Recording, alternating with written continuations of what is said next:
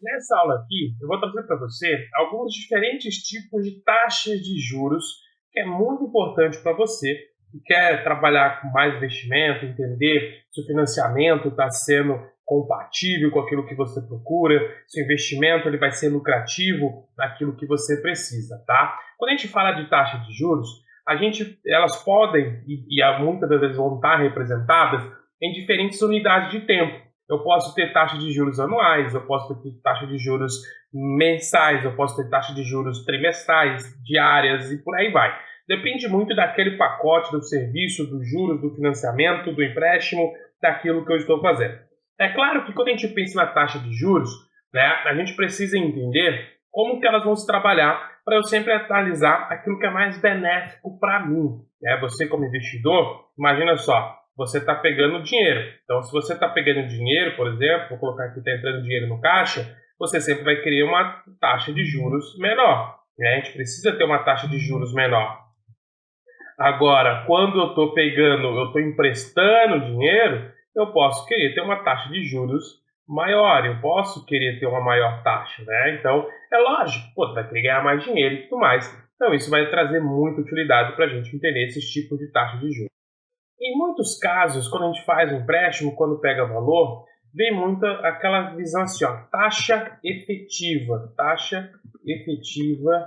de juros, tá? Isso provavelmente você já viu, às vezes, ou cartão de crédito, ou algum pacote de algum serviço que você foi comprar, né? Ou alguma prestação em alguma loja, você viu isso aqui, taxa efetiva de juros.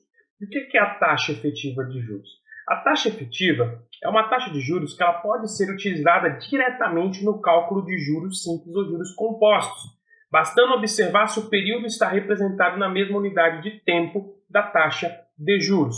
Por exemplo, eu posso ter taxa de juros onde eu vou ter 20% ao ano, um exemplo, então eu estou trabalhando com ela ao ano, eu posso ter 12% ao semestre, eu posso ter 5% ao mês, né, um exemplo. Eu tenho aqui exemplos de taxas diferentes. Perceba que ela é efetiva, eu estou trazendo ela efetividade.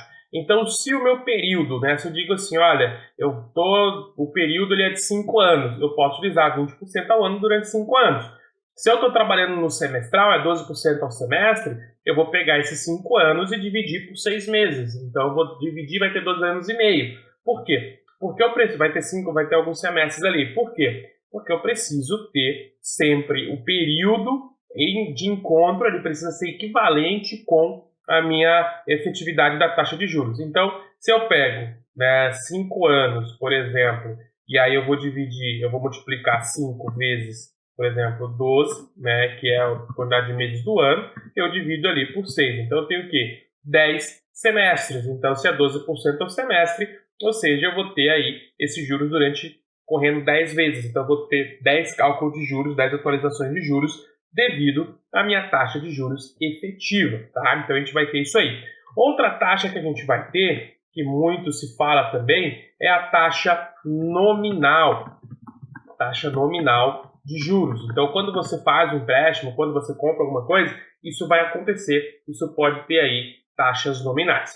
Que é ao contrário da taxa efetiva, ou seja, diferentemente dessa taxa de efetiva aqui, a taxa nominal, ela não pode ser empregada diretamente no cálculo de juros compostos. Por quê? Porque ela vai ser, de fato, ela vai ter uma correlação diferente. Um exemplo disso, né, vamos pegar aqui quais são os tipos de taxas nominais que a gente tem. Por exemplo, eu tenho uma taxa de 20% ao ano com capitalização, olha só que interessante, com capitalização ao mês, por exemplo, ao mês. Eu tenho aqui, por exemplo, 12% ao semestre com capitalização mensal, por exemplo. E aí eu tenho, por exemplo, 5% ao mês com capitalização dia, né? Então a gente tem isso aqui. O que muda, né? Pode ver que ela já vem explicando o quanto tem que ser dividido. Então vamos pegar um exemplo. Se a gente tem aqui R$1.000, né? Vou pegar um exemplo aqui. Eu tenho R$1.000 e eu aplico ele a 20% ao ano com capitalização mensal, o que eu vou ter que fazer? Então eu tenho R$1.000 aqui e eu vou aplicar nessa lógica aqui, eu vou aplicar aqui nessa taxa de juros nominal. Então o que eu vou ter que fazer primeiro? Eu vou ter que pegar os 20% ao ano, então eu vou ter que pegar 20% e dividir por 12. Eu vou dividir por 12. Aí eu vou ter o quê? A minha taxa efetiva. Então, a minha taxa efetiva, no caso aqui da taxa nominal, então eu vou fazer o seguinte, ó, taxa efetiva vai ser igual a taxa nominal dividido pelo período. Porque, por exemplo, se eu pego aqui de 5% ao dia, eu vou pegar 5 dividido por 30. Aí eu vou ter minha taxa efetiva dia. Então eu vou pegar isso. Por quê? Porque é a forma como eu vou capitalizar. Ela se capitaliza ao mês. Se eu capitalizo ao dia, se eu capitalizo ao trimestre, ao bimestre, não importa a forma de capitalização. Ela está diferente. Então a gente tem essa taxa de nominal. Então eu vou nomear ela para poder trazer isso aí para a taxa efetiva. E dessa forma eu consigo ter bons resultados. Aí tu me pergunta assim, mas por que não se coloca a taxa efetiva direto, né? Já se coloca logo ela ao mês e tudo mais. Porque muitos bancos, muitos pacotes de serviços, o que eles querem fazer? Eles querem ter maior segurança, né? Eles querem ter uma maior segurança. E se eu coloco, por exemplo, que é 5% ao mês, um exemplo, e aí de repente cai muito ou né, ele sobe muito também a taxa de juros, eu acabo que eu perco dinheiro.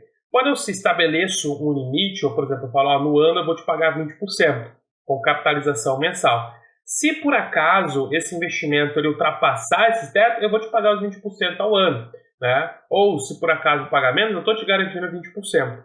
Então, para ficar bom, tanto para investidores quanto para credores, tanto para quem investe quanto para quem pega dinheiro, essa taxa nominal de juros ela transforma numa atratividade mais vendável. Eu consigo vender muito melhor. E até é obrigatório pelo Banco Central eu colocar a taxa nominal de juros, que é realmente o quanto de fato vai remunerar o meu investimento. Então, se eu estou investindo no banco, eu estou investindo em ações, ou eu estou pegando o dinheiro do banco, ele precisa me trazer de fato essa taxa nominal aí para eu pegar e ter de fato todo esse contexto. Dentro da taxa nominal de juros também é comum se colocar a inflação, né, a correção da inflação. Além da taxa real que eu tenho, eu posso colocar também a inflação dentro, porque assim eu consigo ter bons resultados.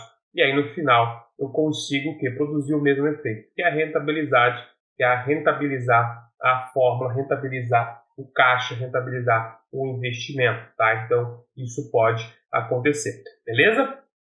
Então, entendendo tanto a taxa nominal de juros quanto a taxa efetiva de juros, você vai conseguir tomar melhores decisões na hora de analisar um contrato de investimento, seja investir em ações, ou seja, pegando algum empréstimo para que você possa entender. Mas, de fato, não é somente isso. Você tem que tomar muito cuidado também com o IOF, por exemplo, que é o Imposto sobre Operações Financeiras, para que no final ele vai se somar a taxa nominal de juros, né, soma-se com o IOF, e aí se transforma no CET, que é o custo efetivo total do financiamento, do empréstimo, naquilo que está fazendo, combinado? Então eu espero que você tenha entendido, espero que você tenha gostado dessa aula, de ter conhecido aí as taxas de juros, que é muito utilizada, muito comum utilizar em contratos bancários de investimento, de financiamentos.